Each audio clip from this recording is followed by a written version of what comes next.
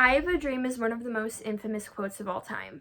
This quote is from Dr. Martin Luther King Jr.'s iconic speech, I Have a Dream, which is named after such quote. This speech is arguably one of the most famous and influential speeches of all time. Martin Luther King Jr. gave this speech in order to inform his audience about racism and segregation, as well as persuade his audience to make a change in the world.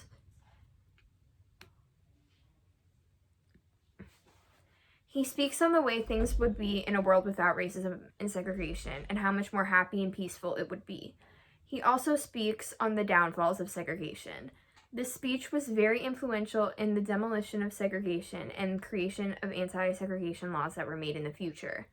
This speech caused a lot of discord about segregation, causing those events to happen in the first place due to the fact that it was fresh in people's minds, and the speech really created a conversation about segregation and racism and all of the things that have to do with that.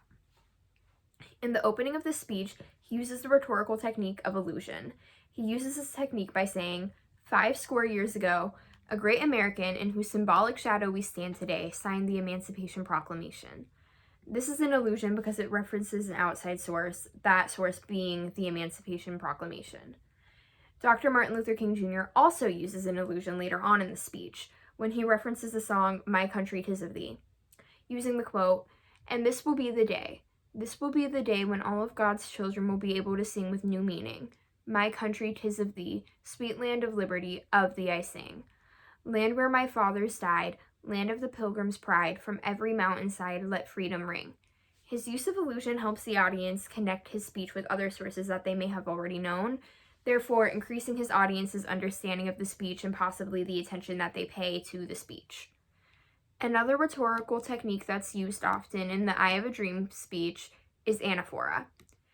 Anaphora is the repetition of phrases. An example of anaphora used in this speech is the quote, I have a dream that one day this nation will rise up and live out the true meaning of its creed.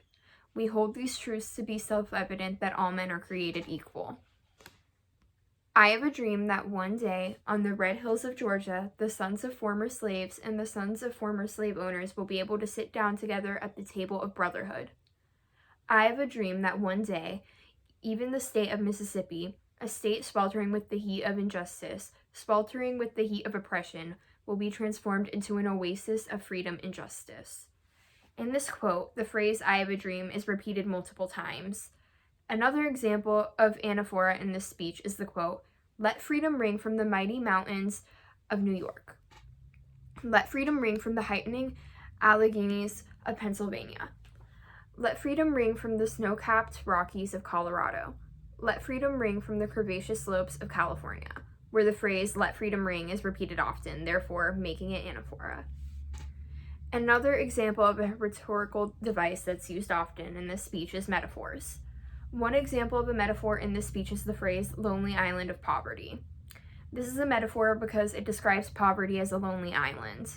I think that this really helps get his point across because it helps the audience associate the two and helps create a clear mental image of what poverty is like for those in the audience who have never experienced poverty themselves or known anyone who has spoken on what it was like to live in poverty. Another example of a quote from this speech that uses a metaphor is the quote, America has given the Black people a bad check, a check which has come back marked insufficient funds. This quote compares the way African American people were being treated in America to being given a bad check when really the bank is not bankrupt. I also believe that this was a great use of a metaphor because it was really easy for the audience to understand, further spreading his point and increasing the audience's understanding of his point. Lastly but not least, another rhetorical device used in this speech is hyperbole. An example of a hyperbole used in this speech is, and when this happens, when we allow freedom to ring, when we let it ring from every village and every hamlet, from every state and every city, we will be able to speed up that day when all of God's children, Black men and white men, Jews and Gentiles, Protestants and Catholics, will be able to join hands and sing. This is considered a hyperbole because he doesn't mean that they will literally join hands and sing together. However, he means that people will be able to get along and live together in harmony once they're given the freedom to do so. It's not meant to be taken literally, but it's very important and it serves a very important purpose of showing that freedom is a very happy thing for all people. The speech approach that Dr. Martin Luther King Jr. uses is pathos, the appeal to emotion approach. I believe that he uses pathos because he uses a lot of happy scenarios to explain freedom and how life would be without racism and segregation, and uses a lot of sad scenarios to describe how life is when it's plagued with racism and segregation and just awful things like that, like it was back then. For example, one example of a quote he uses that appeals to emotion is, "Let us not wallow in the valley of despair. I say to you today, my friends."